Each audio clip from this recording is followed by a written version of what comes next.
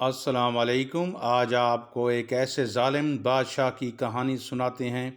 جن دوستوں نے چینل سبسکرائب نہیں کیا وہ کر لیں تاکہ آپ لوگوں تک ہماری کہانیاں پہنچ سکیں اور آپ ان کو سن کر لطف اندوز ہوں۔ دنیا کا ظالم ترین انسان اپنے گھوڑے پر شان سے بیٹھا ہوا تھا۔ چاروں طرف منگول فوج نظر آ رہی تھی۔ سب سے آگے ظالم ترین شخص کا گھوڑا تھا۔ اس کے سامنے قیدی مسلمانوں کی 3 قطاریں کھڑی کی گئی تھیں جن کو ظالم حکمران کے حکم پر قتل کیا جانا تھا۔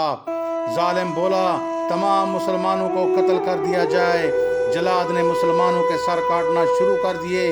پہلی قطار میں کھڑے ایک مسلمان کی گردن کٹ گئی، دوسرے کی کٹی، تیسرے کی، چوتھے کی۔ اس دوران پہلی قطار میں ایک بے بس بوڑھا غریب آدمی قیدی کھڑا تھا۔ وہ موت کے ڈر کی وجہ سے دوسری قطار میں چلا گیا۔ پہلی قطار میں کھڑے تمام مسلمانوں کو قتل کر دیا گیا۔ ظالم کی نظریں اس بوڑھے پر تھیں جو موت کے خوف سے پہلی قطار کو چھوڑ کر دوسری قطار میں چلا گیا۔ حکمران گھوڑے پر بیٹھا، ہاتھ میں طاقتور گزر اچھال رہا تھا۔ وہ لوگوں کے قتل کا منظر دیکھ کر خوش ہو رہا تھا۔ جلادوں نے دوسری قطار پر تلواروں کے وار شروع کر دیے۔ گردنیں پھر کٹنے لگیں۔ جلاد تلوار چلا رہے تھے اور خون کے فوارے اچھل اچھل کر زمین پر گر رہے تھے۔ بوڑھے بابا نے جب دیکھا کہ دوسری صف کے لوگوں کی گردنیں کٹ رہی ہیں اور جلد اس کی باری آنے والی ہے تو وہ بھاگ کر تیسری قطار میں کھڑا ہو گیا۔ جابر حکمران کی نظریں اب بھی بوڑھے پر جمی ہوئی تھیں کہ اب تیسری قطار جو آخری ہے وہاں چلا گیا۔ ظالم حکمران نے سوچا، بوڑھا اب کہاں جائے گا؟ بوڑھے کو اس کی تلوار سے کون بچا سکتا ہے؟ وحشی نے سوچا، میں نے لاکھوں انسان مار دیے تو یہ کب تک بچے گا؟ تیسری قطار پہ جلادوں کی تلوار بجلی بن کر گر رہی تھی۔ ظالم شخص کی نظریں مسلسل اس بوڑھے پر تھیں کہ وہ موت سے بھاگ رہا ہے۔ تیسری قطار کے انسانوں کی گردنیں گر رہی تھیں۔ جلاد بجلی کی سی تیزی سے اس بوڑھے بابا کو پہنچا تو منگول حکمران کی آواز گونجی، رک جاؤ جلاد، رک جاؤ، اس بوڑھے کو ابھی کچھ نہ کہو۔ منگول سپہ سالار نے مسکراتے ہوئے کہا کہ بوڑھے بتا، پہلی صف سے تو دوسری صف میں بھاگ گیا، جب وہ ختم ہوئی تو تیسری صف میں بھاگ گیا، اب بتا پیچھے کوئی اور صف بھی نہیں ہے، اب تو بھاگ کے کہاں جائے گا؟ اب تجھے کون مجھ سے بچائے گا؟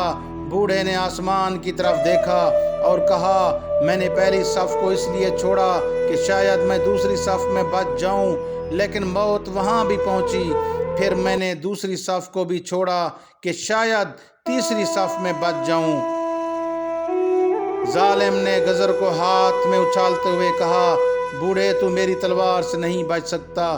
بوڑھے مسلمان نے کہا، اللہ کی ذات جو چاہے کر سکتی ہے، اگر وہ چاہے تو مجھے تجھ سے بچا سکتا ہے۔